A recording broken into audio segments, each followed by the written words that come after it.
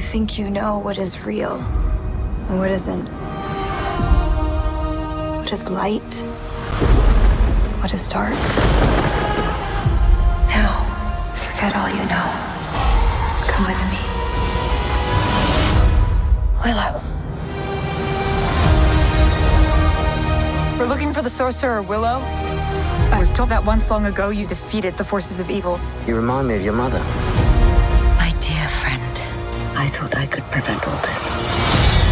I was wrong. My brother was abducted. The world needs you again. It needs your magic. Follow me. We must go. Beyond the edge of our world. Into the unknown. Willow! I need your help. Just like old times. Attack! Running! Horses! Mayhem! Mayhem! Happy to see it. Our true enemy is still out there. Rallying the forces of evil. And the only thing standing in its path is us. I'm going to enjoy this. If you're thinking what I'm thinking, so am I. I doubt that very much. Take him to my tent and make sure he's tied up. I don't know. See, that kind of sounds like we're on the same page. When I was a kid, I used to play at being a sorcerer. Visiting strange worlds, fighting monsters. Run! Never thought I'd actually really do it. What the hell is that?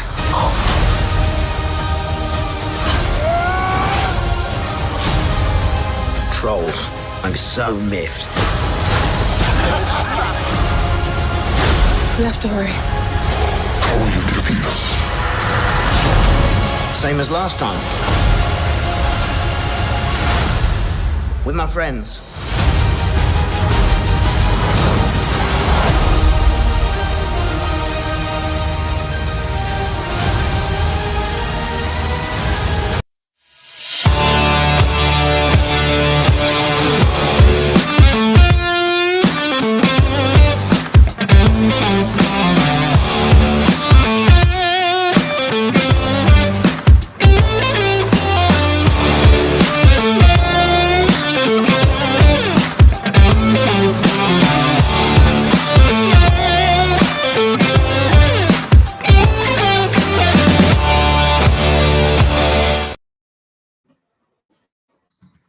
Well, hello out there, great lands of all.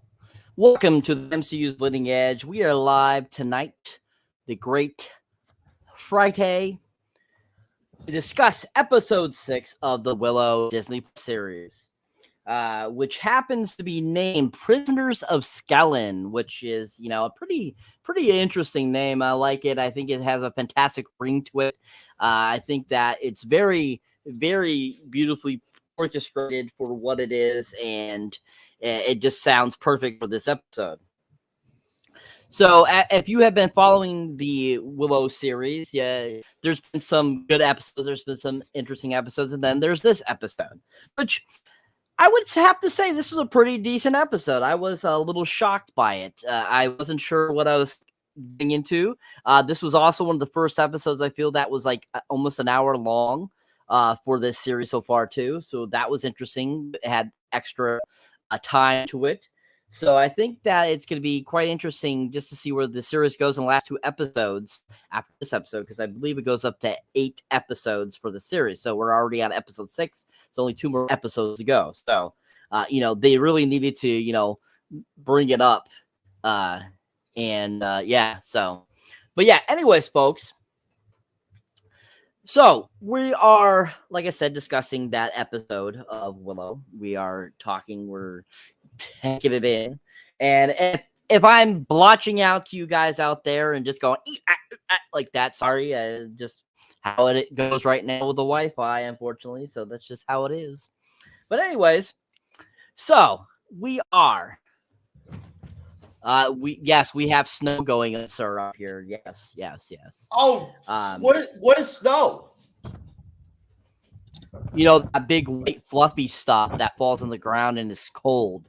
You mean like from the $500,000 crack party or whatever that Tyrone Biggins threw? Exactly. Yep. That's it. Okay. Yep. All right. Yep. I understand that. That's it. That would be it. Yep. Anyways, so So basically, this episode, of course, gives us a recap of the last episode and goes right into this episode. Basically, we see Kit and Willow, and they're being taken by the mountain trolls, or as they call themselves, the skeletons. And they're taking them through the caverns into where their land is, and basically are taken to cages and put into these cages. While they're being put into the cages, that's when they notice another person that's hanging out in one of the other cages that he starts talking. Of course, that voice would be very recognizable for those that are fans or know of this actor. But Christian Slater, of course, is playing the character of Aglish. And him saying that he is Mad Morgan was absolutely hilarious when he says that. And Kit kind of looked at him like, you're not Mad Mark. Like you can see you can tell that he's not really Mad Mark because she knows what her dad looks like. So I think that's pretty funny that he calls himself Mad Mardigan. But we get kind of that intro sequence there of them being put into the cages. And then after they do that, it goes to the other group that consists of, Borman and Kit's lover and Laura Dannon and Tony Rivoli's character, and they're still outside, and they're basically coming up with a plan, and no, I don't have a hot spot. Anyway, so we basically have them off on there, and they're basically trying to think of a plan to get in there to free Willow and free Kit. And so they basically kind of thinking of it and bringing it up to get to each other and stuff like that, and basically come up with a plan. So then it backtracks again to Kit and Willow inside the cave, and we're introduced to the cave trolls. Now, in the original film, the cave trolls did not speak any words. They were like trolls. They were not sophisticated, interesting characters like they made them into this episode. So I was like really thrown off by this when they have them like, yes, so I'm the leader of the trolls and of Skellen here. And he's like talking like this, like very intellectual talk and stuff. And I was kind of like, what the hell? The trolls are not this. What? Why? Like the trolls were awesome in the movie. Like, why would you change them and make them into these like sophisticated characters?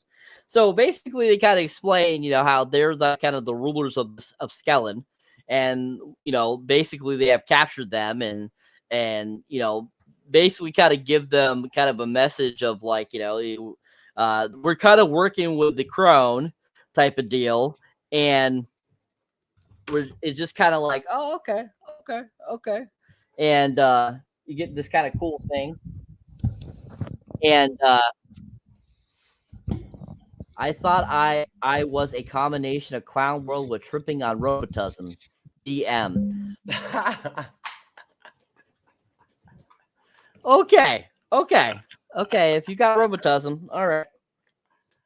So anyway, no robotism tonight, sir. No robotism. No robotism. No, yeah. No. So we'll stop right there. So let's get your thoughts on that intro there, Sir Swoboda. Tell me, what did you think about that introduction to the episode, sir? Hey, hats off to fucking everybody that made Willow and whatnot and everything. I got to give them credit for once and really point out that that's a really good get to friggin' drop Christian Slater up at that bitch like that. I mean, hell, even fucking what do you call it?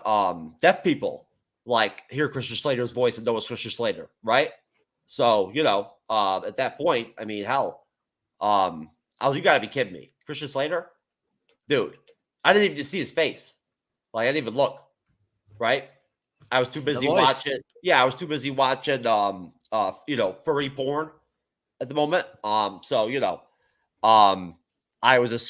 multitasking and, and all that. And for research purposes, of course. So anyways, I'm trying to understand the psychology of furries, right? But either way, try being a furry translator, Cyber. That's a tough one, man. You know, they don't even speak, right? Yep. That's from my understanding. Yeah, don't they just like jump around, like shake and shit, and bob and all shit like that? Pretty much. Oh my god, I'm telling you, man. I'm serious.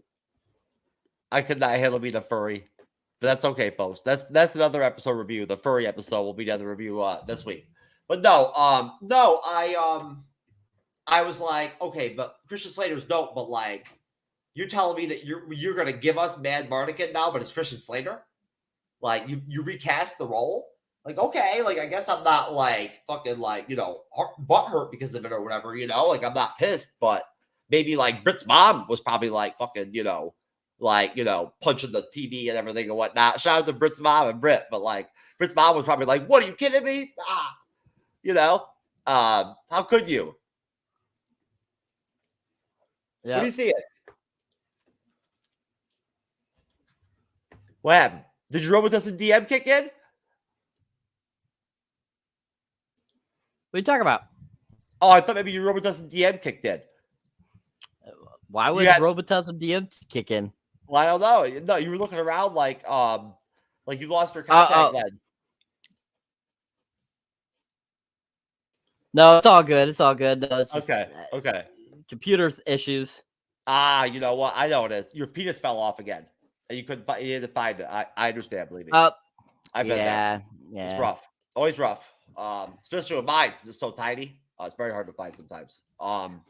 You know, it falls. It just like slides underneath stuff. But no.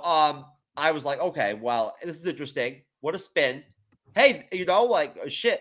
Isn't it kind of somewhat common to try to like, you know, at a, I guess, this isn't the midpoint, right? But this is like the third quarter, right, of the series. Mm-hmm.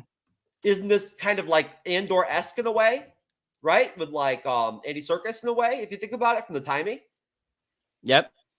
You know, and my only thing with him was just that he just seemed so like energetic and like medically healthy and everything and whatnot and like vigorous for somebody that had been like in like, you know, in a cage for like over a decade straight or whatever and whatnot. Like I would think in that state like that, I personally would be like fucking insane probably, right? And delusional and hallucinating and seeing things and talking to like people that weren't there. Along with probably being like physically incapable of actually walking around really well, you know, having not walked in 10 years. Yeah, shit, man, that dude was limber, you know, like seriously. He must have been doing calisthenics in the cage, you know, staying limber. Yep. No, fuck, man. No, I'm just surprised, like, you know, at like his stamina and rejuvenation abilities, but no, on a positive note, it was good to see Christian Slater. It was good to see Christian Slater in anything, right? I think the last time I saw him, besides what's it called? What's the animated series? What? Archer. Besides Archer. Right? Where he's actually he was pretty good in Archer. I think he's still in Archer occasionally too. Hats off to Archer. Plug to Archer. I like Archer. I knew it's a good series. H. John Benjamin's tight. And Bob's Burgers is fucking dope too. I love that show. Those kids are funny as hell, man. Especially what's her name? The one daughter that writes the erotic fan fiction or whatever. Tina. Oh my god, she's a trip, man. She's my favorite character. I love her. I don't get the boy. Sometimes he's kind of fucking out there. Gene, yeah, man. I'm not really doing it. I don't know what his deal is sometimes. I don't know if he's supposed to be like, you know what I'm saying. But so basically, I felt like right off the bat, like Willow Warwick Davis, like right off the bat, you could see that like what I talked about before with you, where having someone to bounce off of like that, right, at all, that has energy like a Christian Slater, you know what I mean? That's maybe not the same thing as Val Kilmer, but similar, you know, like, you know, in terms of maybe not the humor and the timing, like the comedic timing and the, you know, the almost whimsical, right? You know, humor that like, that that Slater doesn't really have that. You know, he's not known for comedy, really. I mean, that I know of, you know, or being funny, really, for the most part. If anything, he's usually used to being serious. You know, so, but he can be whimsical. He can. He's grown, he's evolved over the years, and so it's good to see him. You know, he's been in some good damn movies, man. I'll tell you right now, some ones I haven't watched in a long time and whatnot that are like dear to my heart. There's one that my dad and I both really love and whatnot. I can't remember right off the top of my head, but that was great in the early 90s. I loved it that he was in when he was young, right after Heathers. But no, at that point, basically, I felt like, again, just that Willow and the actor that plays Willow just seemed to like have an easier time, like less like responsibility on his shoulders, I guess, right? Having someone there with a presence also to like kind of like bounce off of. And that's all I mean with that and whatnot. I don't mean to demean Warwick Davis at all as an actor or anything like that at all. It's not anything like that at all. I just feel like as a character, and as an actor, not like both. I feel like Willow, the character, works better when he's, you know, kind of got another person, like a partner or whatever, right, to kind of riff off of, right, and kind of like respond to, you know, almost like the straight guy, funny guy type shit, you know, type deal in a way. So I feel like he was elevated right there in the episode that with his presence of the fake Mad Mardigan. But I thought he was Mad Mardigan. I did. For like the first 5 or 10 minutes, I was like, okay, Mad Mardigan's in the series now. Great. Hey, he's here. You know, like he's different. He's not a different person, but this is a fantasy world. Anything's possible. You know, so honestly, if they would have just had him be Mad Mardigan, I would have had no problem with it. Personally, I don't know how you would have felt about it, but I would have not even cared. I mean, you know, I hope he stays in the series. I hope this isn't his only episode. You know, I guess we'll see. But no, so I mean, as far as the actual scene goes, the trolls, man, I don't know what to make of them, dude. I was like, what the hell's going on here? Like, okay, what are these fucking things? These are trolls? It took me a minute to figure out they were trolls. Right? I had to think back to last episode. Like, you know, I'm like, okay, what are these things? Like, I thought they were kind of like, they reminded me of the freaking creatures from that remake of that classic time travel movie. The Time Machine? Yes. What's his name? Guy Pearce. Yes. Did you not notice that resemblance? Yes, I now that you mention it, I do now. Most definitely, it was very similar to the trolls we saw in that film. Which, by the way, that film actually came out in 2003, so it's 20 years old this year. Those things were fucking kind of scary looking, man. Yeah. Right? You can see their spines and everything, and their like their bones. 2002, actually, it's already 20. Yeah. Yeah, they were pretty scary, man. For like a pretty lightweight film, like a pretty light fare kind of film, for them to pop out there, it was like, damn. Right? And what's his name played the leader, and he was pretty sick. Jeremy Irons. Dude, that was pretty sick. Yeah, he was the leader. Remember? In the Time Machine? Was that him at the end? That was like that he had. Yeah, that was like the leader that like Guy Pearce like. Yeah. I gotta look that up because I don't remember him being in that movie. Oh man, let me double check. Me and Cyber cannot be having this. Fuck Willow for a minute. You know what I'm saying? This is important shit. Yes, people. It's a Cyber and Jeff Sloboda hour. That's right. So we go all ways and other ways, people. Now that we're almost at 10,000 subscribers, we can decide if we want to just pause and just have conversations during shows if we want. We decided. So we've reached that status, right? Where we can just take breaks during live streams now. Yeah. You got just pretend we're not even here. Yep. Just pretend, people. Okay, let's see here. Okay, so let's see. It is him? You're correct. Fucking A. About time I'm worried about something. Yep, the Uber Morlock, as he's called. It's been forever since I've seen that movie, so I just remember Thandie Newton being in it and Guy Pearce. I totally forgot he was even in it, so I have to rewatch that soon because I totally forgot about that. I've been scatterbrained as shit for like the last 2 weeks and whatnot, not being able to remember shit. You know what I'm saying? I'm like calling people before shows, like, "Hey, are you on the show tonight?" I can't even like, you know, I'm like trying to, I'm confusing people with other people and shit. I'm calling somebody, called them the wrong name. And they're like, what are you talking about? I'm like, oh, they're like, Jeff, you talked to me yesterday. Like, we already planned all this. I'm like, oh shit, my bad, man. I thought you were a totally different person. So, hey, there you go. So I'm just surprised I was able to pull that up. But no, I caught that vibe immediately. I was like, oh shit. This is like a combination of like a monkey person and whatever the hell those things were, those aliens, whatever the fuck they were, or like those evolved beings in the time machine. The only difference is, though, unfortunately, that like seriously, like those things in the time machine were kind of scary looking. These dudes were like the Odd Couple. They were almost like the entertainment. You know, like I didn't know what the hell was going on with them.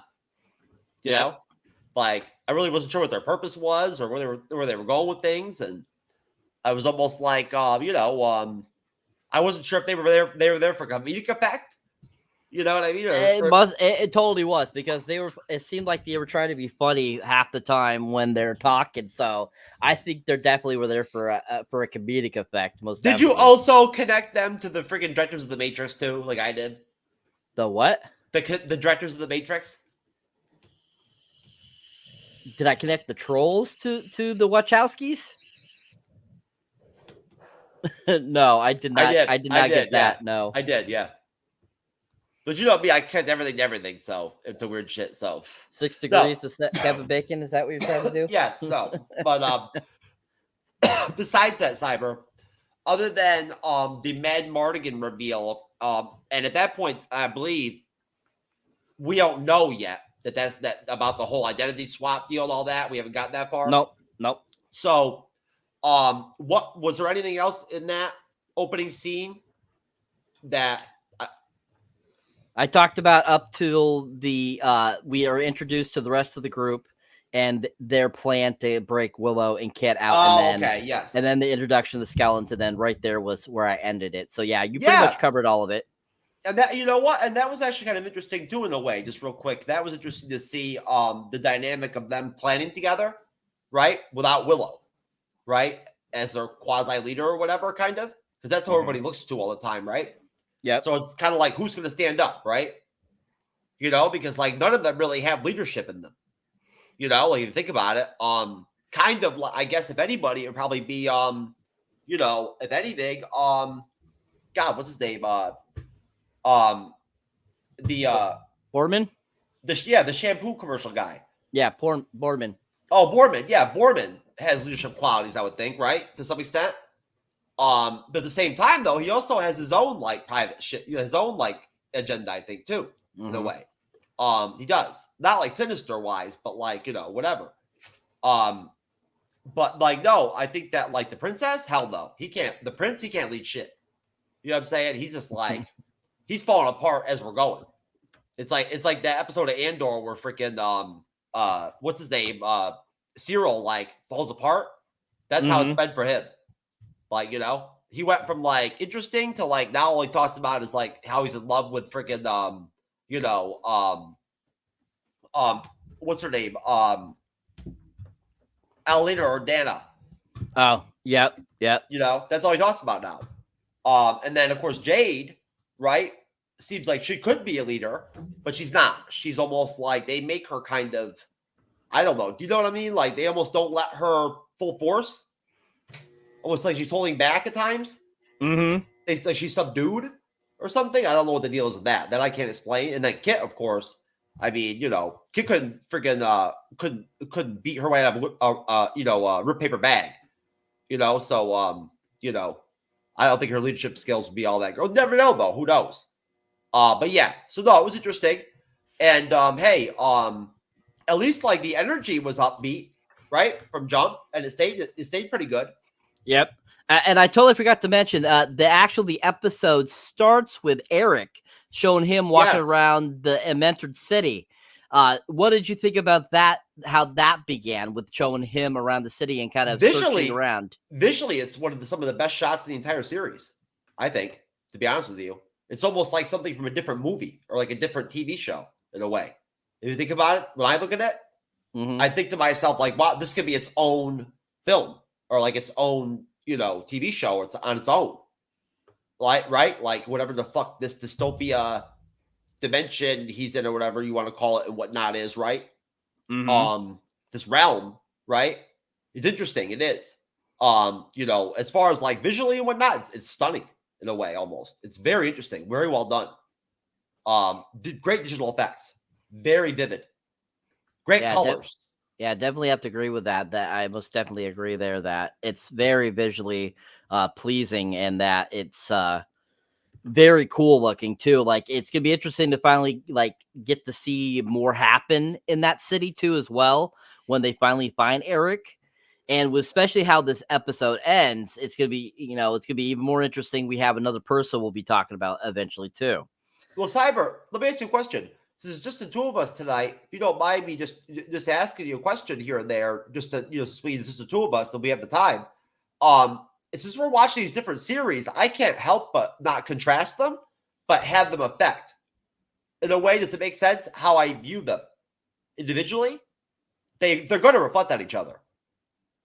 That contrast, folks, of us reviewing Andor at the same time as Willow, it's interesting. It really is, because when you think about it, I was talking to Loki's mom, Renee, and she agreed that like you do get kind of crossed up to where like they rub off each other.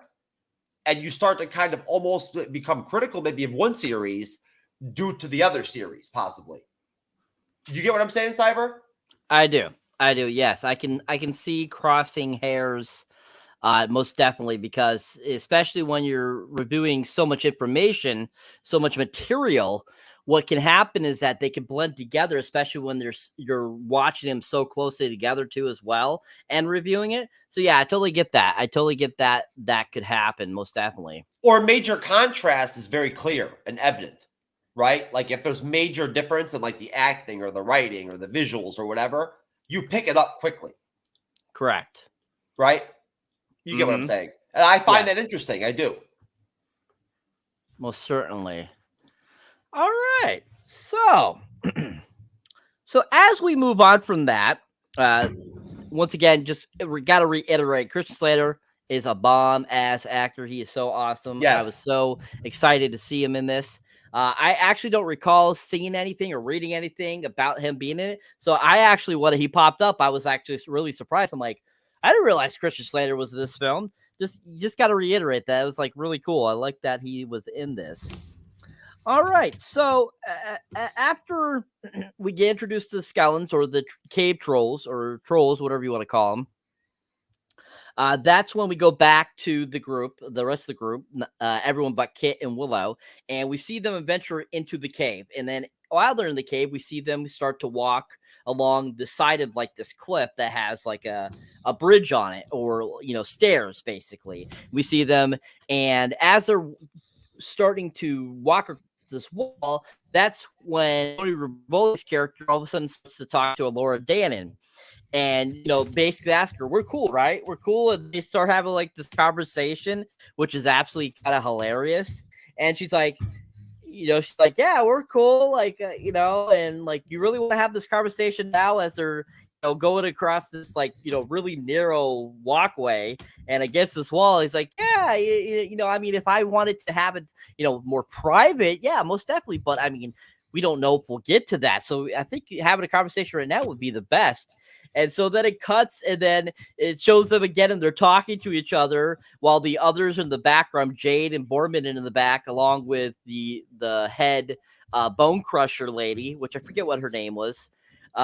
They're like kicking all the trolls' butts and stuff while they're having a conversation, and they're like, we come in kind of in the midst of like them concluding the conversation, which is actually pretty hilarious. Yes, I forgive you for me thinking that you killed your brother, but you were possessed and stuff like that. Was absolutely freaking hilarious. And I'm just like laughing, cracking up at this, and I'm just like, really? I'm like, you're gonna bring this into it? Like, so much comedy in this episode, I feel. And I'm like, you could have spread this out a little better throughout the series, but let's put it all into this one episode. I'm like, okay. So after they have kind of that group's discussion, that's when it goes back to Kit and Willow, and the trolls now have Kit in like this chair, and they're like strapping her all down and stuff like that. and they're like basically kind of questioning her and like still talking to her. And she basically at one point goes, "Are you guys gonna torture me?" And he's like, and the one like main cave troll goes like, "What are you talking about? We are not that hostile. We are more sophisticated than that. We're not animals." And I'm like cracking up, going, "What the hell is this? Like, what am I watching?" And as they're doing that, that's when like Willow and supposed Mad Morgan kind of start piping up in their cages and stuff like that, and kind of like start squeaking the minds of these trolls to kind of get them to forget what they're doing and go do something else so basically Kit can get free and free them basically, and what goes on there. So as that happens, then we go back to the rest of the group again. And we see them walking through the caves and stuff like that, and basically searching throughout the caves and stuff like that after they have beaten everyone up. And we basically have kind of like we get to like a conversation between them, between all of them, and kind of making up their mind what they're gonna do and where who's gonna go which way and stuff like that, and to meet up, to figure out what they want to do later on. So as they do that, we once again, this episode, I just want to remind everyone and reiterate, this episode was that back and forth shit, back and forth, which was kind of annoying because like they had too many stories, I feel, going on at the same time. It's like, why couldn't they like, kind of flesh out a big chunk of the story and then move on to the other story a little bit and kind of make it more cohesive, because it just felt like that going back and forth was kind of annoying. And I just thought it was so like bizarre and like weird. So basically they, like I said, they start discussing, which way they're going to go and stuff like that. They find some of the trolls disguises, and they put it on and stuff like that to be able to infiltrate and to save, Kit and, Willow. And basically, at this point, while they're discussing this, at one point, the head bone crusher lady says to Jade, you got to make your mind which side you're on. You have a family now. Either you're with them or you're with us. And kind of leaves it at that and hugs her as they each go on their own way. So before we go past that, let me get your thoughts on that sequence of the episode, sir. What did you think about that? What did you find interesting? Did you not like anything about it? And just overall, what was your thoughts of that section of the episode? Well, I mean, honestly, Cyber, I'm not doing this for effect or anything and whatnot. This is not like a forced back and forth where I'm gonna like start fucking slamming shit on purpose because Cyber's like, oh, this is dope.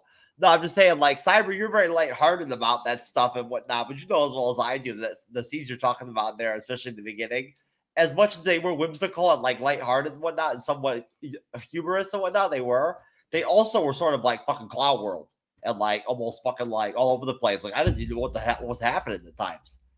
And when I say that, like when I mean that multiple ways. Like I'm not saying like I completely had no clue what the hell was happening.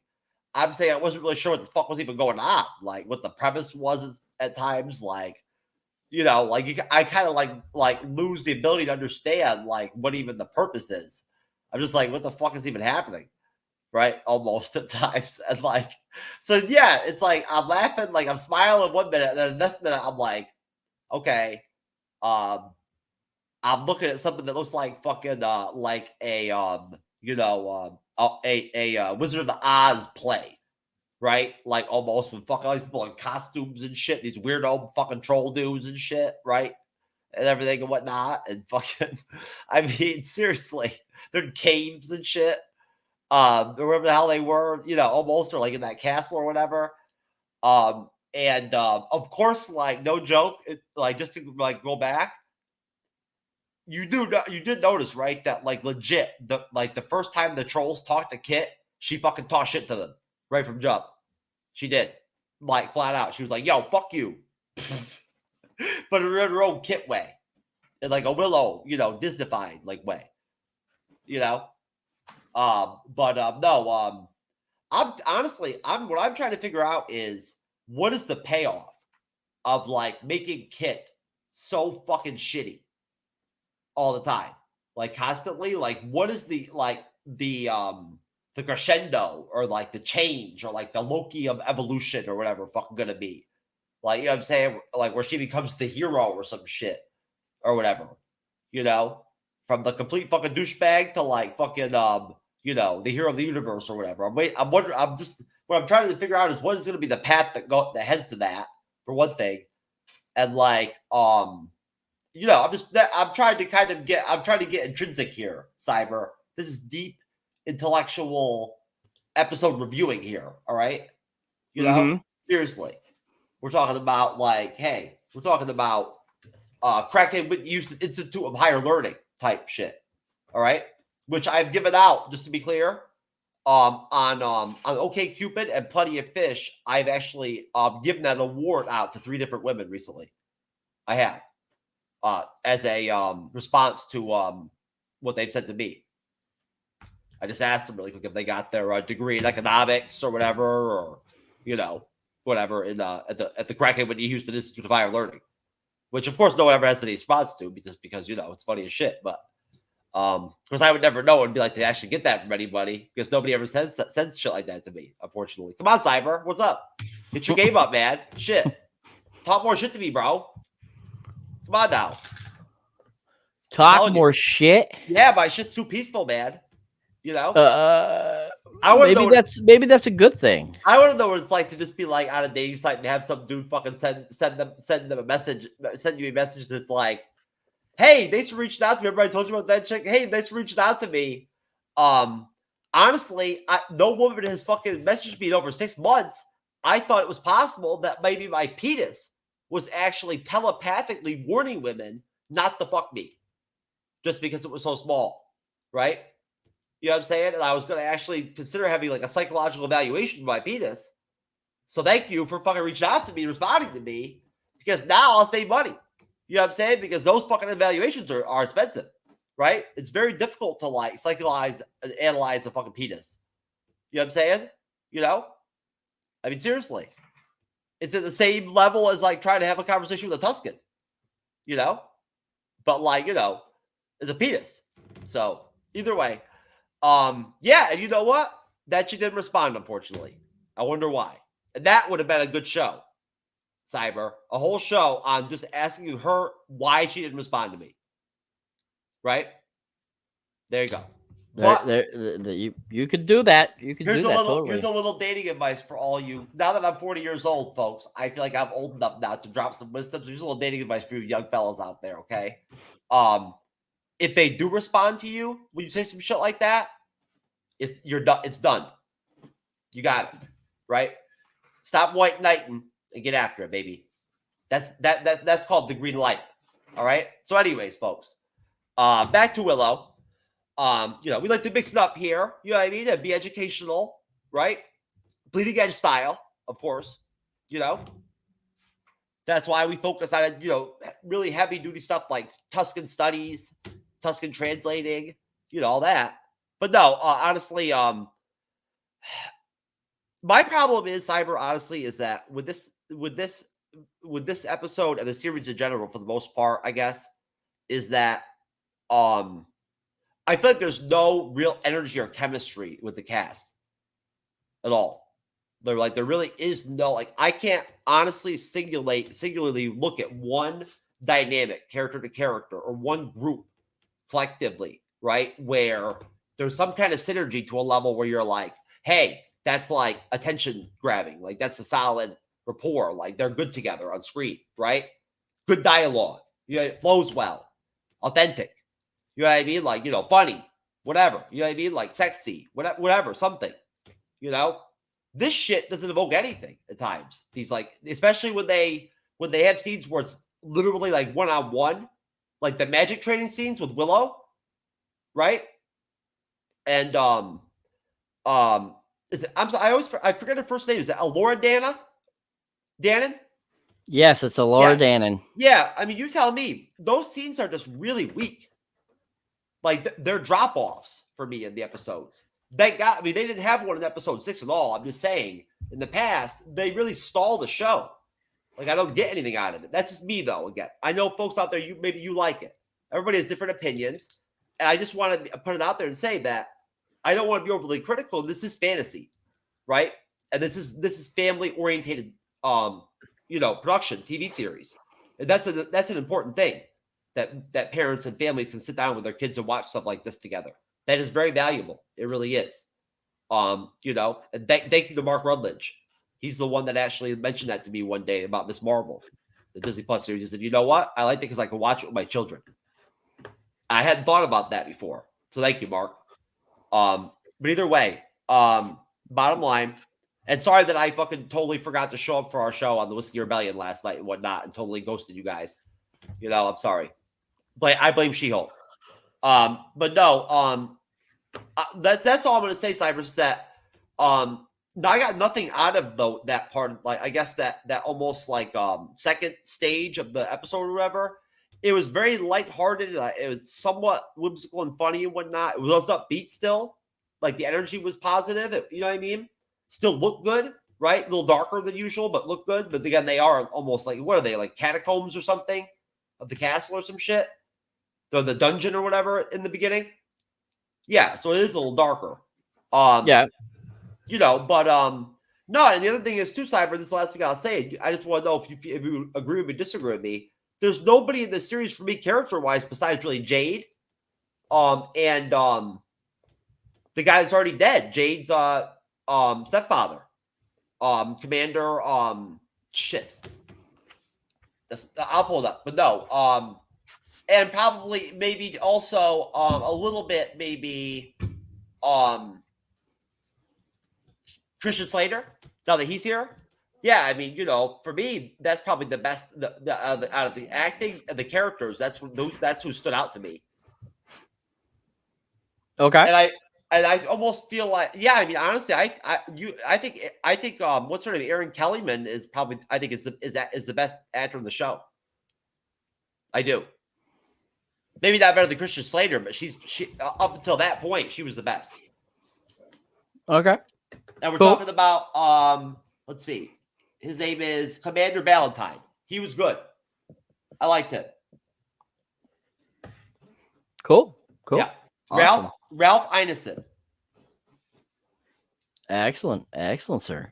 So I mean, like out of it, honestly, if you think about it, like that whole sequence there were some fun moments, some interesting moments, and some comedy elements to it that I laughed through and I thought that were funny. And overall, I thought it was an okay sequence of the episode, and definitely kept me entertained, kept me wanting to watch more.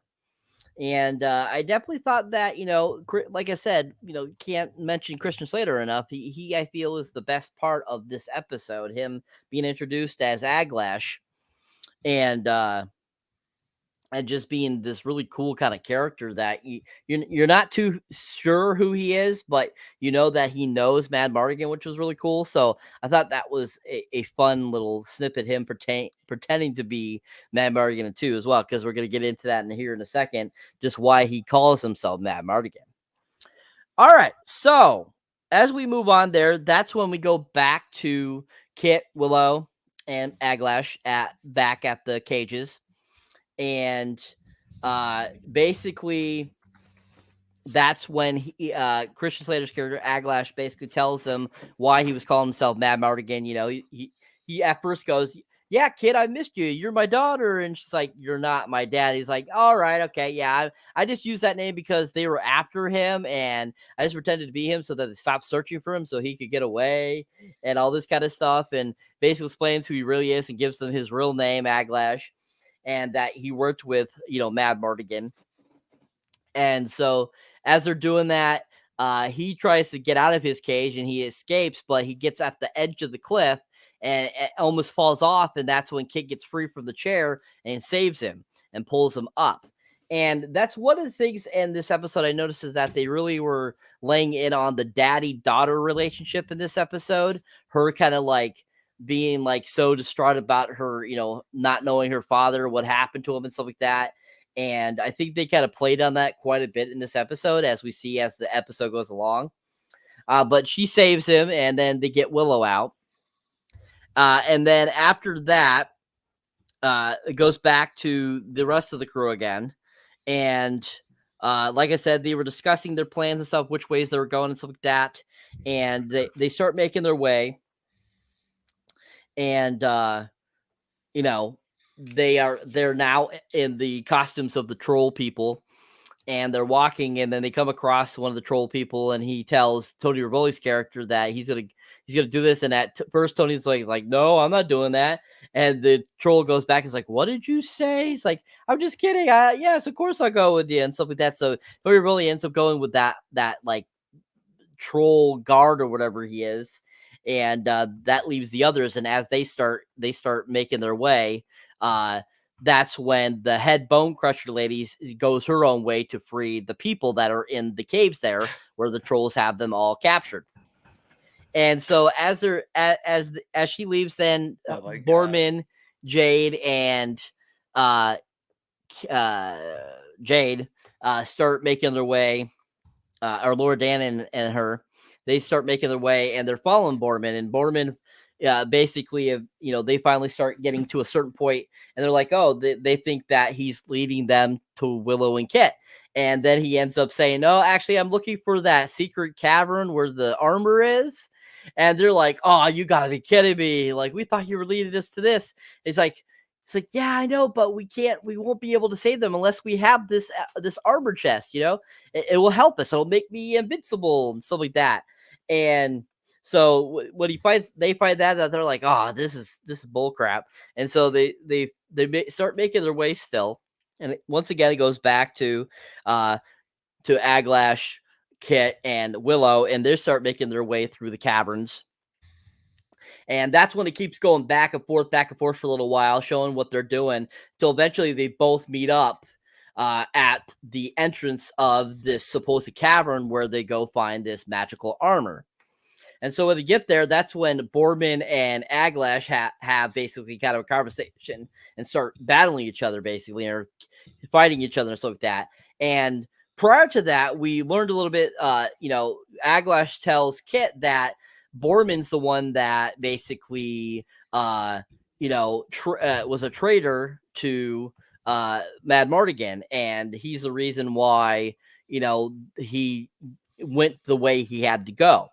And so that was also a part of this conversation. They're fighting each other, and they're saying these funny things back and forth to each other and stuff like that. And at one point, somebody's like language or something like that, which was hilarious, kind of like Captain in Age of Ultron. And they're like battling out, and they're like, all of them are just watching them do this. And they're like, finally, at one point, it's like, they're like, okay, enough's enough. And they start like kind of get along, going, okay, even though you backstab me, I like to be your friend a little bit here.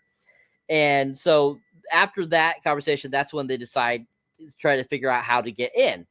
And that's when Aglash figures it out and has Kit put her arm in this hole and pull this lever while he goes pull another lever. And that opens the secret door. And they're like going, we don't see no secret door or anything. And that's when Aglash goes over to the wall and is like, well, you're not seeing it. And he like stands a certain way, and then all of a sudden it angles, and you see that it's a like kind of like in the movie The Labyrinth. It's an illusion, people, an illusion. And that's when they start heading their way into the cave. So before we move past that, let's talk a little bit about that section. The back and forth, the basically the explanation of why he was using the Aglash was using the name Mad Mardigan. The group making their final decisions where to go. Borman's conversation with Jade and Alora Dannon, and basically kind of that whole section leading up to the entrance of the cave where they have to go in to find the armor. What were your thoughts on that, sir? Well, I mean, basically, again, I felt like with Kit, again, I don't feel like a lot of conviction from the character. right? At times, like, you know, like she doesn't seem all that passionate about some of the stuff that I guess she should be passionate about sometimes. If she cares so much about her dad, maybe it's the actor. I don't know. Maybe it's the writing. I'm not sure. Like, I have no idea. I can't pinpoint it, but there's just not like a lot of body language, right? Facial expressions or whatever, right? And like tone, right? Or, you know, to where I'm like, okay, this is actually, you know, somewhat impactful at least, right? Like I feel something here. There's something in, like, you know, I mean, like, you know, some kind of a spark. And at that point, it doesn't like seem logical to me. Why the fuck would Jade even care about this? Why would Jade be like so into Kit that she like will do anything for her, whatnot, and everything? When Kit's a total jerk all the freaking time and whatnot, right? Like they make Jade out to be like she's like naive or something, or freaking like it's like she's scared, or I don't even know what the deal is. I don't get it. That's what I'm saying. The dynamic's not done very well. Like, you know, like I'm telling you, Cyber, we could have figured out how to plan the lesbian angle better than they did. You know, like it hasn't worked very well at all. You know what I'm saying? Like whatever they were trying to accomplish with it, it didn't work. Seriously, it backfired, unfortunately. And of course, you know, I hate to like, you know, get into it, but we don't do left and right here on here, folks, and whatnot and everything. But I do think it's interesting to point out, of course, the fact that the only thing I've really seen positive online about the series really is like the actors out there talking about the lesbian stuff, like focusing on that and whatnot and everything. I'm sorry, but like there's better parts of Willow than that to talk about. You know what I'm saying? Like for me anyway, you know what I mean? That I find a lot more like entertaining. Oh, I'm sorry. My bad, folks. Oh God. Which window is it, Cyber? Which window is it? I have no idea, sir. Wait. There it is. I got it. I apologize, folks. That was actually the voice sometimes that just comes out of nowhere in my room on the right side of me occasionally. I don't know what's going on. I took a lot of LSD at one point when I was younger, so who knows, man? You know, I mean, who knows what's going on at that point. You know, yeah. What do you, Cyber? Do you take it seriously when people actually fucking like support and are passionate about defending people that say they've been abducted by aliens? Do I take it seriously? Yeah, like no, seriously. Have you ever been in a situation where like somebody's telling you or talking? Like I was talking to Frankie one time, you know, Frankie the gangster rapper and everything and whatnot, and I was remembering that during. No, I have never had that kind of conversation, sir. And he was like defending, right? And like supporting this fucking dude that says he got abducted by aliens. I could give a straight face to shit like that, bro. I mean, honestly, you know, I want to take this opportunity to say that I do believe in extraterrestrials. So I don't 100%. I do too. I don't think people. I think sometimes people are telling the truth that they experienced something, most definitely. But I mean, if it's coming from Frankie's mouth, I would think that was full of shit. Oh but, my God. That's what I'm saying. If you would have heard the stuff Frankie told me about the dude along with it, I'm like, it's like, oh my God, man, fuck. You know, I'm sorry, I could not keep a straight face, man. I could not help it. No, I mean, look, I believe that's trash hills too. I just don't believe in the ones that you see at the grocery store, at least you used to, on the Inquirer or whatever and whatnot, where they're like shaking hands with Bill Clinton and shit and whatnot, is chilling. You know what I'm saying? Like, I'm sorry, but like that's not real, folks. That's not happening. There's no government conspiracy where they're like secretly fucking like kicking it with fucking aliens and shit that I know of. Unless Nancy Pelosi's doing that shit and she's just keeping it on the DL, right? You know, it's possible, right? Very possible. You know, hey, maybe Joe Biden's an alien. Yeah. Could be. He could be a Terminator that malfunctioned. Maybe. There you go, folks. Hey, that right there was funnier than anything in any of Willow right there. Except for Christian Slater today in the episode today. But no, honestly, Cyber, Borman, again, is pretty solid, right? But again, I don't feel like I've never seen any of his other productions or anything else he's been TV or movie wise. But I have to believe that he's probably actually better in like more serious work, like more dramatic type stuff fare probably than this.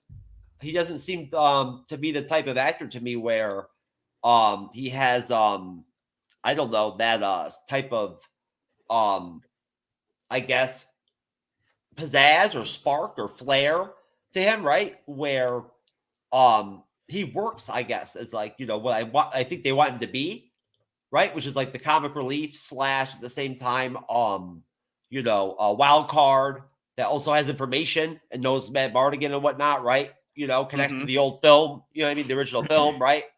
Comes from that time period, would have like been around then, you know? And I felt like in the episode, in this episode, a couple times they tried and they made it clear that they connected stuff directly to the film. They did. They were like very clear. Like, you know, when Christian Slater's character, Allagash, gets released, similar to like the movie, right? But Willow lets Mad Bardigan out. You know, except Christian Slater wasn't like, "Give me water, Peck." I love that shit, man. That shit is funny as hell every time he says that. I love the way that freaking Val Kilmer says Peck. Yep. He makes it sound freaking like bad. Like really, like he makes it sound like a freaking racial smear or something. You know what I mean? When he says it, you know? That's his effect. That's what he does. That's what, you know what I'm saying? Christian Slater doesn't have that. You know? Most definitely. Yeah, but no, I felt like again, what went on was somewhat entertaining to some degree. And one thing I'd like to know is, where's the crone or whatever and whatnot? Like, when do we get to actually know anything about them? Like, you know what I'm saying? Like, we see them pop on here and there and whatnot and everything. And all of a sudden, now we're fucking with trolls. Like, you know, if they're the villains of the show, right?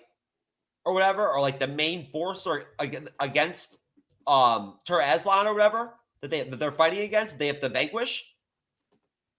I'm just surprised that they haven't really informed us at all as to like anything about them, really, right? Besides the fact that they look menacing, you know. Oh, come on, man! What's up, imaginary friend? Jeez. Maybe you should mute that other computer. Well, I did, Cyber. Thank you very much. That's why I have a co-host, folks. There you go. Anyways, but no, I felt like as far as the story itself during the episode kind of at times got a little bit complicated for me, because I just, you know, I get a little bit unclear in terms of like at times, again, what the goals are. The Chimerian Chorus or whatever, you know, gets popped up. Are we at that point yet? The what? You know, the what do you call it? What is that thing that they're looking for and whatnot in the episode? Boorman and Kit. The chest plate? Yeah. Yeah, we're just at that. We're just at that to about to go in to get it.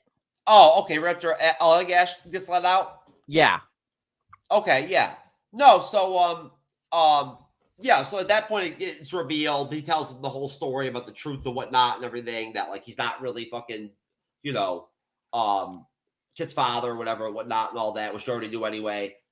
And what does he say basically? That Mad Bardigan is in like what, another dimension similar to like kind of like Eric? Yeah, that he went into a gateway. Okay. That, So and yeah. we learn more about that after this portion of what we're talking about. So do they almost have like a multiverse effect going on or whatever in this like universe? Well, I wouldn't say that, but it's definitely similar.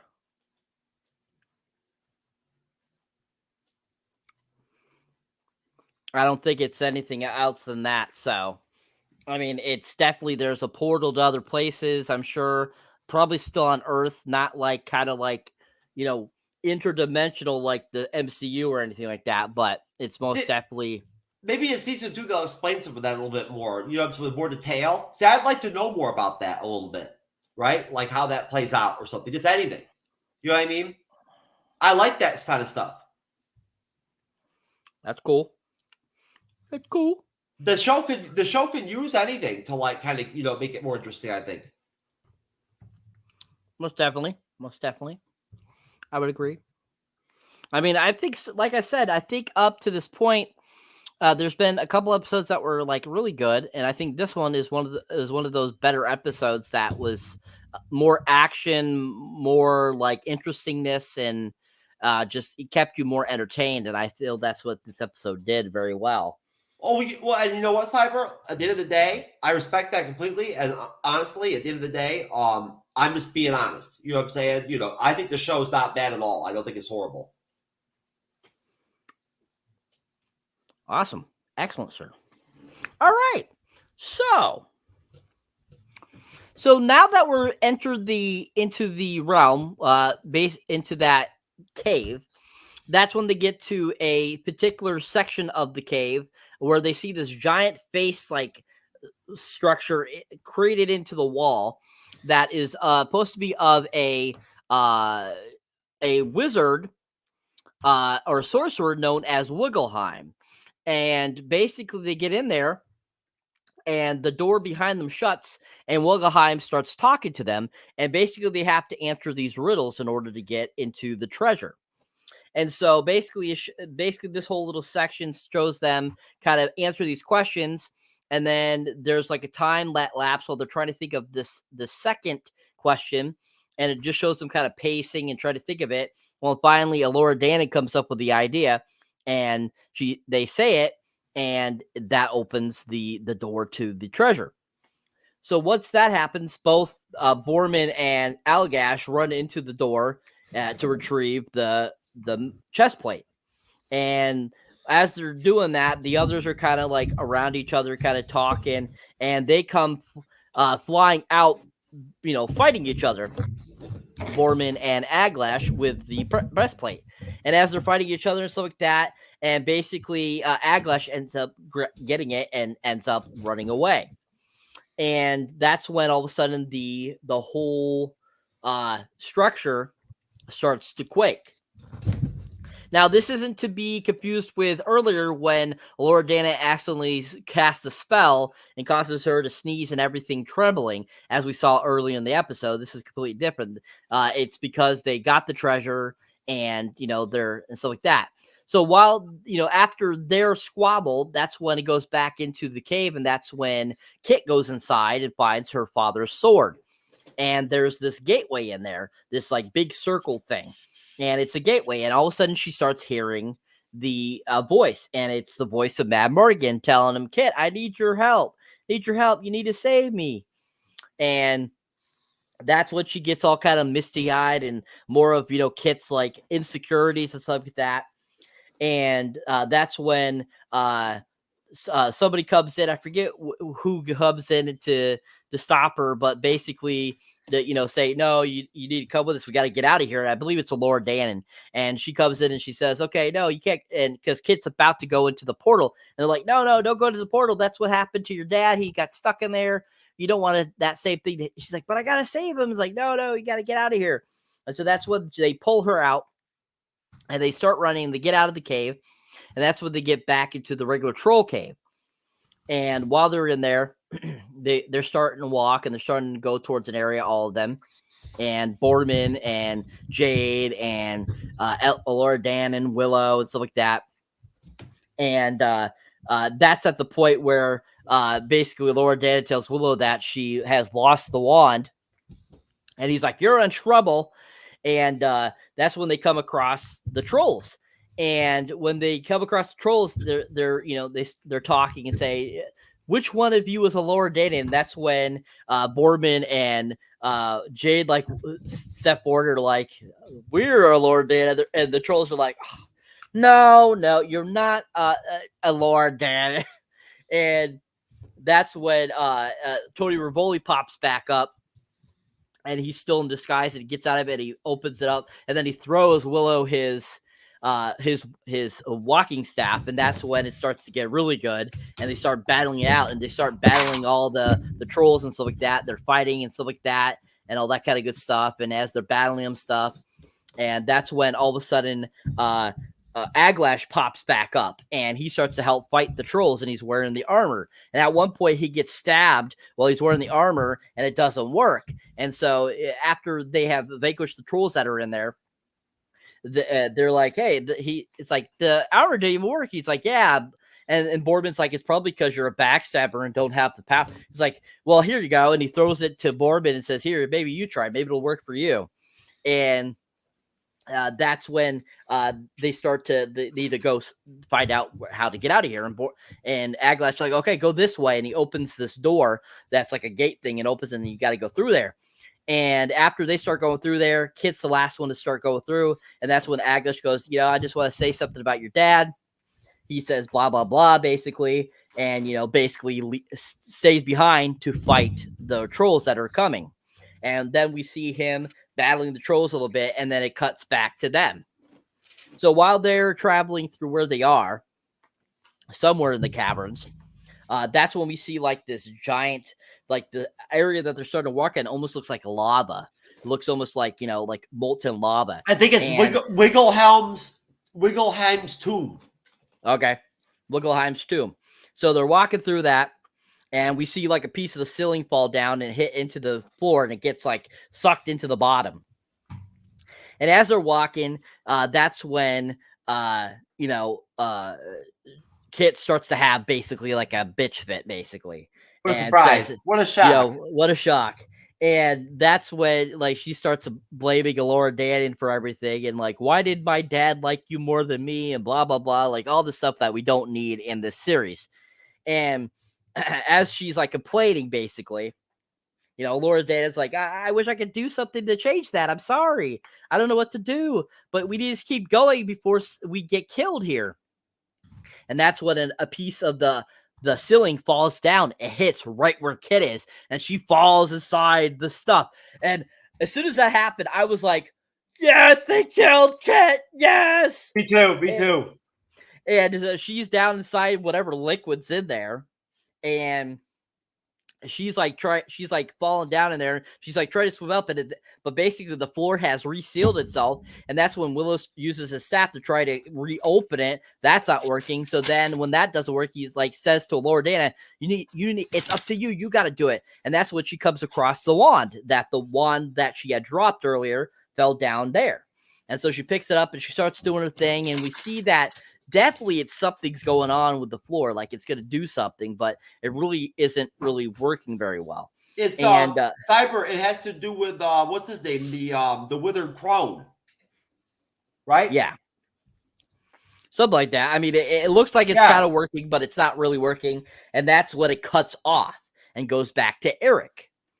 And so when it goes back to Eric, it shows him he's still walking, he's wandering, and it looks like he's like climbing through different places, trying to get away from where he was.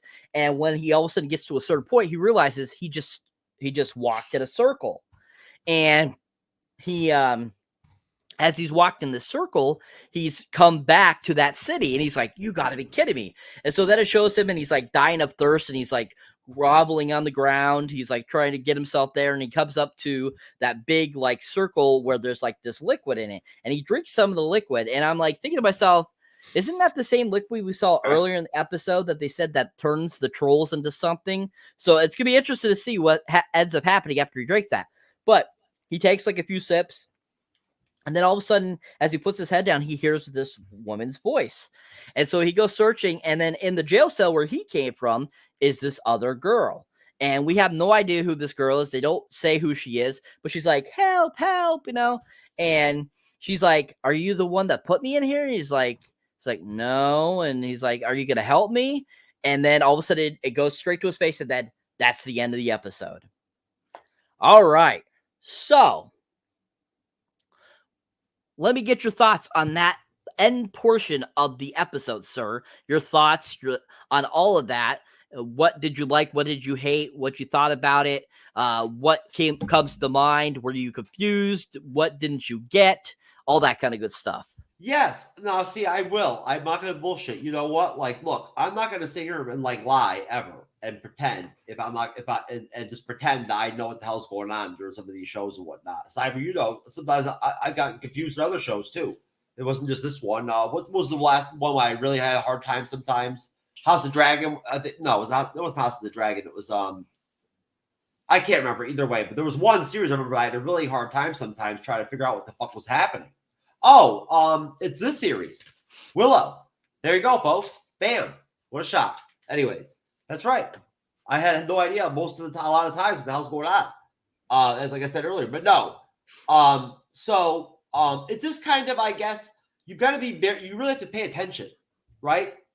Or almost multiple watch the episodes, really, at times, because like sometimes some of these terms, right? Like for instance, the Curus or whatever, whatnot. I don't know how to pronounce it correctly, right?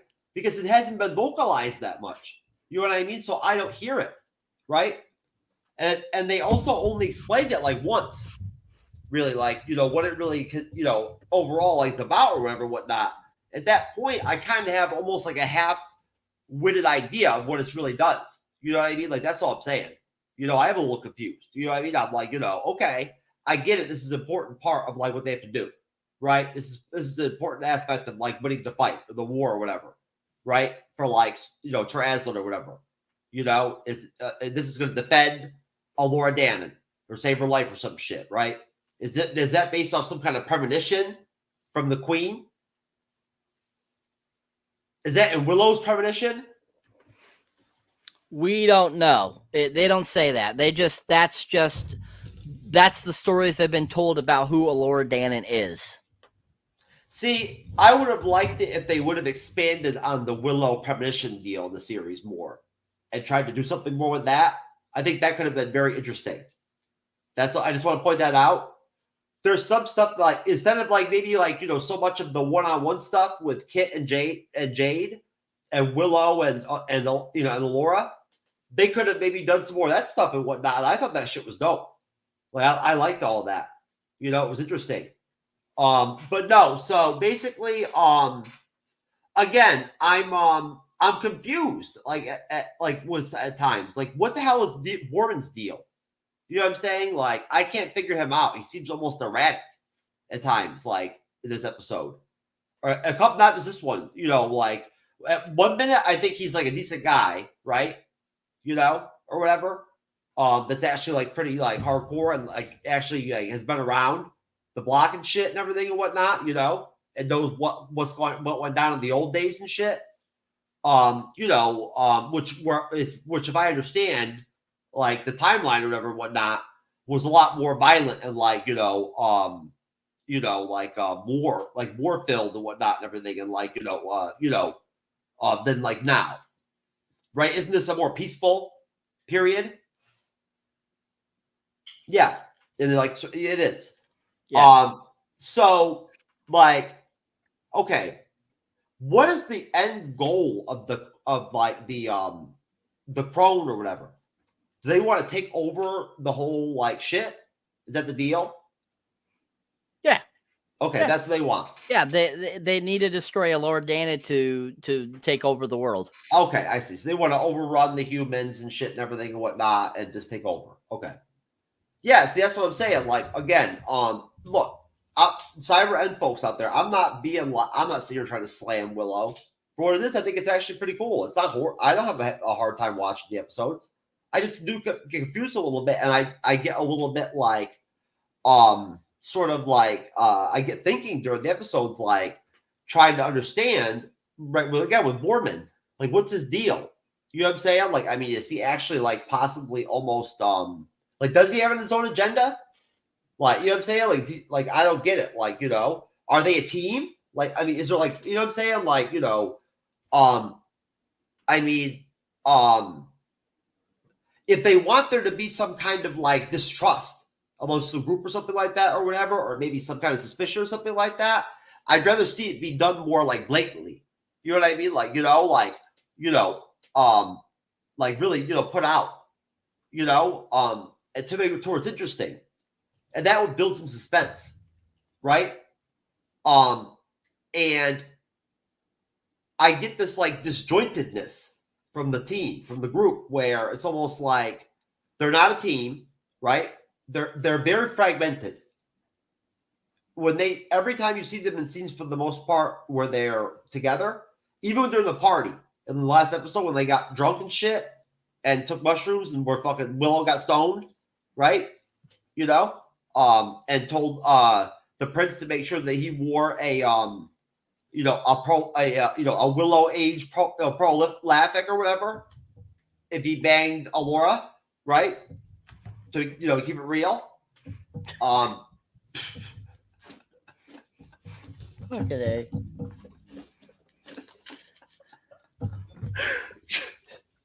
Could you imagine if Willow pulled out some fucking 1439 condom made out of some crazy shit and all of a sudden gave it to the prince?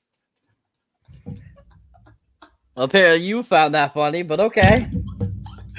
Oh my god, I'm sorry. I can't help myself. Anyway, so no. And then what's the deal with the prince? Okay, so the character arcs, right? This is episode 6. We have two episodes left. Have they guaranteed a second season of this? No. Okay, so all right. The prince, what is his deal? Is he possessed by almost evil? Isn't he possessed by a fragment of what's her name that was vanquished in the first movie? Of Mad Morta? Yeah, doesn't he have some kind of doesn't Kit and him or somebody have some kind of she's their grandmother. Okay, that's right. Yes. Okay. All right. So no. So essence of her are in them, but none of her magical powers, I don't think, were transferred to them. I think they have that ability. It's a natural ability they have. Okay. Because I thought that when he was infected by the Lich or whatever the hell, how do you pronounce his name? Either way, you know what I'm talking about. The same way that Commander Valentine was. Yep. I thought that during that time period, during that episode, it was it was revealed that there was something else going on with him that was beyond that, right? He had knowledge or some kind of connection or something in his past that was also sort of, I guess, negative, right? Not, if I remember correctly. Okay. I don't remember any of that, but okay. No? Okay. Well, okay. That's fine. So essentially, right, as far as the end of the episode goes, I feel there was nice to see some action, the Curious, basically, it's a tomb or whatever, whatnot, right? Where they basically go, basically, I did like the dynamic of having Allagash with the group. He definitely added a little bit more energy, kind of, to the team, I guess, right? A little bit more spirit, experience. Basically, it was cool to have Mad Morgan's sword have pop up and whatnot. I like that connection to the original film. And then basically, the hearing the voice, right, of Mad Mardigan, that was interesting. And then the Lux Arcana, right? Mm-hmm. Allagash stole it. Now, the Lux Arcana is something that confuses me. Is that connected right with the Curious? No. Oh, it's not? No. Okay. Okay, either way. So, so at that point, I was confused also as to the motivations of Allagash. Right?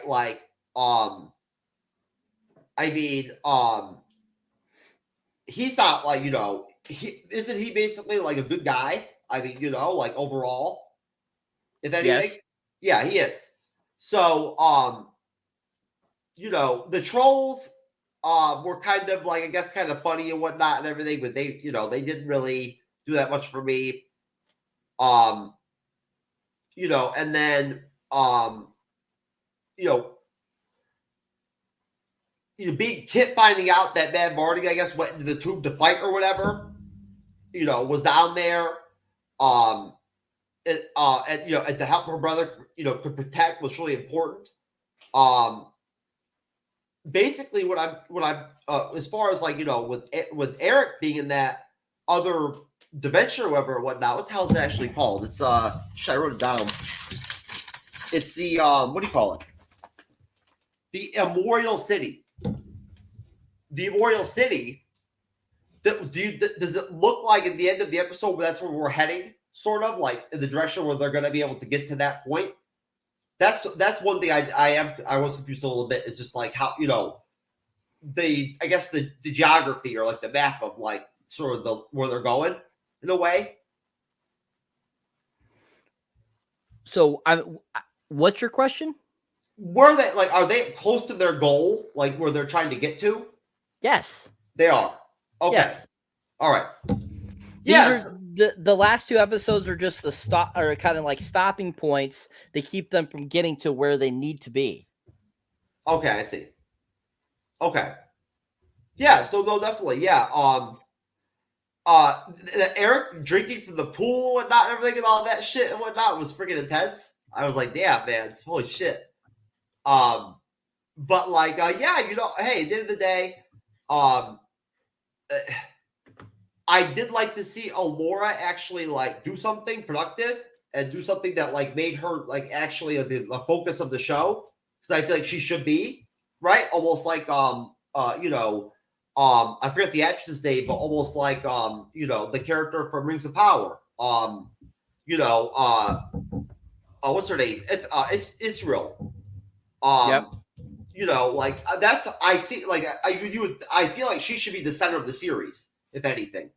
At the end, like she should be the main character in a way, and the standout character. And I'm just waiting for her to kind of like shine, right? Like do something like really tangible, Yep. So yeah, if anything, I guess all I can say is just that I hope that like they're going to deliver something really interesting soon. I want to see more magic. Like I like magic. Magic's a big concept, a big part of fantasy. It is. So I think it's cool. I'd like to see more of that. I would. Nice. Very limited with the digital effects with that stuff, right? Yes. No, that's it. Okay. Are you sure? No, that's it. Yeah. All right. Yeah. So I mean, I agree. I thought the whole end section was pretty fun. I thought it was interesting that it had a lot of greatness to it. And I thought that how it ended with Eric back in the city, finding this new girl, I thought that was interesting. And it could be interesting to see what episode 7 brings to that. And I think that it was a solid episode. I thought the trolls were hilarious, even though I didn't need them to be that sophisticated. They still were funny. I thought Chris Slater was awesome. I don't think Kristen Slater is going to be seen again. I think this is the only portion we saw him after the trolls kind of toppled on top of him. I think if anything, if they end up going back to that city, they might see him again in a cage.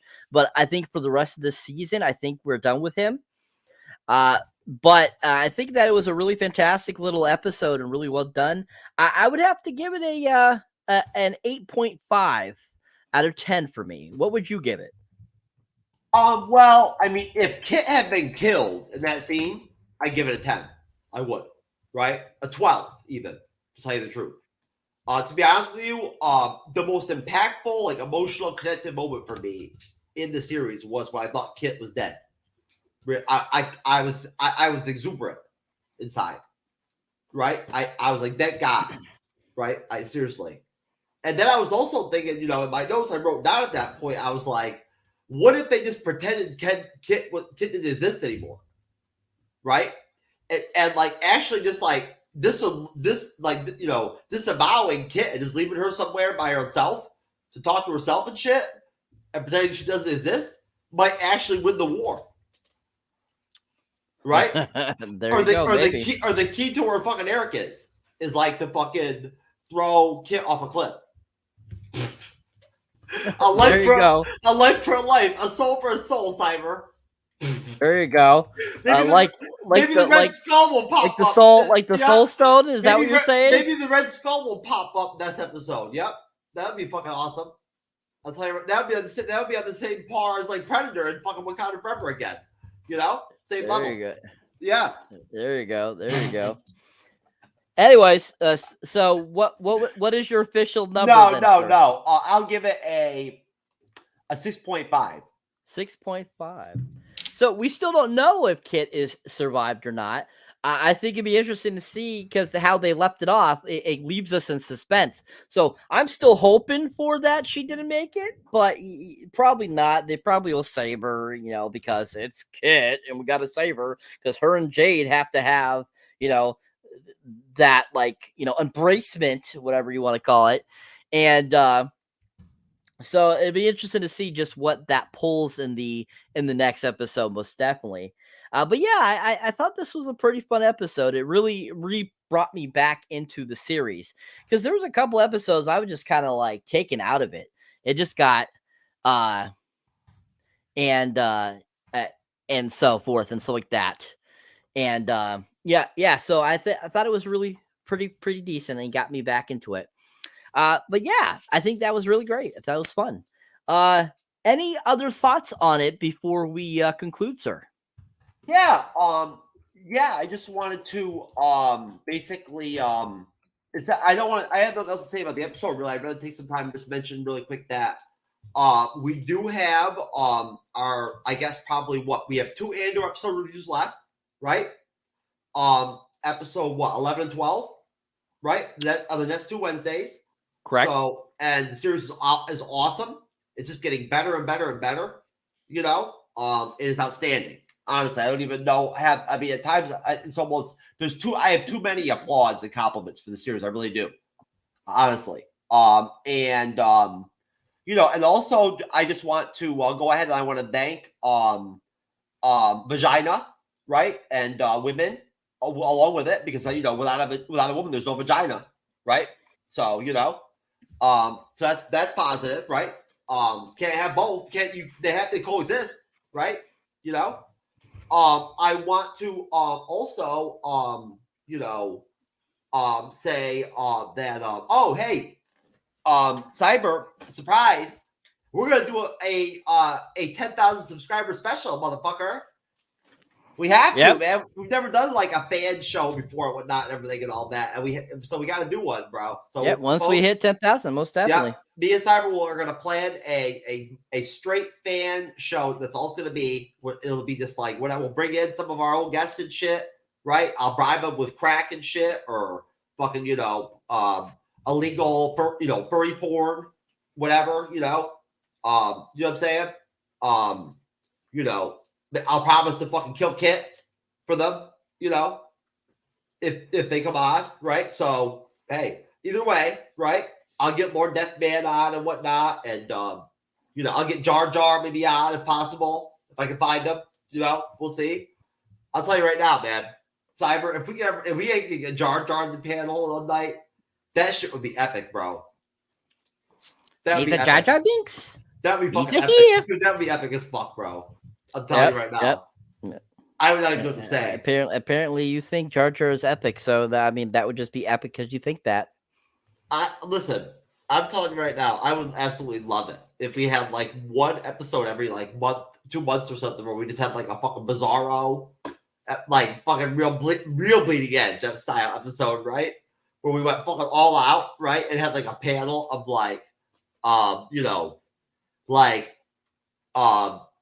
if you could bring like any person you could think of in the history that is like fucking like delusional as fuck or like retarded or as fuck or whatever or whatnot, or like a complete crackhead and shit and whatnot out of the panel, Yep. We especially need Tyrone Biggums though. Well, I mean, you do. I don't know. Honestly, Cyber, I've actually had probably like 50, 70, 80 different people tell me that like we're like Howard Stern at times. Our show, reminds them of Howard Stern. Have you ever gotten that? Nope. I have a lot. That's fun. That's right. Fun people. Yeah, so yeah, people. So yeah, if you love Howard Stern, definitely check us out. The Oh, MCU's Bleeding Edge. Most listen. definitely. You know what? I'm not the goddamn Howard Stern, folks. Let's be clear here, all right? Howard Stern is the goddamn genius. You know, I'm the reason I'm True Knowledge. I'm a genius. I just threw the Scrabble bag against the fucking wall, and it ended up True Knowledge. If it had ended up fucking Kit's fucking cuck beta bitch, that would have been my name. I was gonna roll with whatever and see what happened, right? The same way that a lot of I guess black single mothers figure out find the names for their kids at times, right, Cyber? Okay, right? Sure. There you go, yeah. Sure. Yeah. Hey, you got to give Wakanda credit for that. They don't use that routine. I'm just kidding. It's a joke. Anyways, people. No, but no, I just want to point out Cyber really quick. Just shout out really quick to everybody and whatnot out there, and that has gotten us almost 10,000 subs. And make sure that you help Cyber. You already hit 500. Correct. Help Cyber get to 750, baby. That should be the next mark. Yeah, right. 750. It'll get quicker every time you get up that percentile. So 750, baby. Yep, 750, baby. So yeah, 247 to go. Yeah, and, you know what? Let me pull up your YouTube channel, man, so we can show that shit off. Yeah. So I was about to talk about that. So, anyways, people. So that is our show. I want to thank everyone for watching and enjoying. This, like I said, was a decent episode. And just like we always say on the Bleeding Edge here, if you enjoy me moderating or on the panel, definitely check out my channel as Mr. Jeff pulls up the page here. Just hit 500 subs the other day. I want to thank Andrew from GNN for doing that. Yeah, You're awesome. Yep. And I'm at 503 now, and still working on that. And I just popped up my Across the Spider-Verse trailer reaction today. You can check that out if you like. But of course, as always, I'm always working on my shorts. I'm always working on that stuff. I'll be having a DCU ranking video up soon, along with some more trailer reactions, especially the trailer reaction to Renfield, which is the new Dracula film that's coming out this year, starring Nicolas Cage as Dracula and Nicholas Hoult. And, you'll be seeing new stuff every Thursday, Friday, and Saturday from now on. That's my goal, to have 3 new videos a week for you guys, along with the shorts. And definitely, if you have not subscribed yet, definitely go subscribe there. Subscribe to the MCU's Bleeding Edge if you like us here. If you think we're like Howard Stern, like Jeff mentioned, definitely subscribe to us. We try to give you that Howard Stern vibe, people. But yeah, you guys have been awesome. We want to thank everyone that's brought us to the almost 10,000 mark. You guys rock. And you guys are amazing, and we want to thank you all. Like Jeff said, we'll be doing a thank you 10,000 subscribers video special just for you guys. Ooh, 503, baby. Hell yeah. 503. God damn.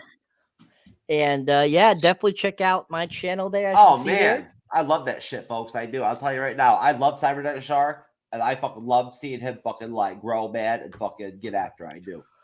Yeah, I mean, since starting the MCU's Bleeding Edge, people, I've gone from, I was like at 3 something to 500 something. So, you guys have been awesome and rocking it, showing your appreciation, stuff like that. And also, if you get a chance to, definitely check out my link for my Patreon page, people, too, where you can see outtakes, bloopers, all that kind of cool stuff. So definitely check that out too, people. Once you become a part of my Patreon, you get that kind of cool stuff. So Cyber's got fucking Spider-Man Across the Spider-Verse trailer already up. The reaction, baby. Look, check that shit out, yo. Yes, sir. And soon I'll have up the 65, which is a new. Great job on the Quantum Media thumbnail too. Yep. So yeah, definitely, people. Thank you. So we appreciate you guys. Want to thank you, and of course, Jeff will be back Sunday. And that's right. What will you be talking about? 7 p.m. Eastern, 4 p.m. Pacific. Phase 5, baby. Talk about Phase 5 still, people. So that's right. Be doing that. That's right. And then of course, no more doom and gloom, baby. We're all in for the MCU. We're all in, baby. We're going back to optimism. No more negativity. Yes, sir. And of course, next week we'll be back on Wednesday evening, talking about Andor 11. And then we'll be talking about Willow episode 7 next Friday. So yeah, set your guys' dials and come check us out, people. We appreciate it, and we'll catch you in the next one. Peace. Peace. Okay, remember now, we're not here to judge anybody. We want to handle this with love, right? You want to tell him how his drug abuse has hurt you, maybe hurt himself. Okay, Harold, what time did you tell him to be here? 5 o'clock, but he's always late. No, he'll be here. In 3, 2, 1. Is this a 5 o'clock free crack giveaway?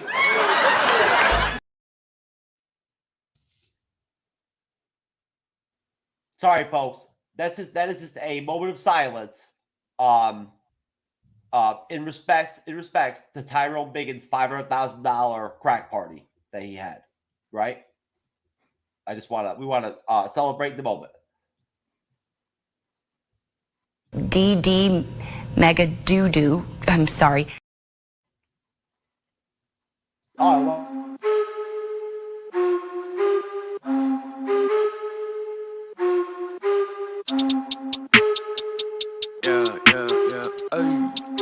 Hey. I said, excuse me, but you don't understand where I'm at. I was all around the world, on span, cross the map. I've been laying low and now it's time to pop up, bitch, I'm back. Now I'ma run it up. Snooze on the kid that you dumb or what?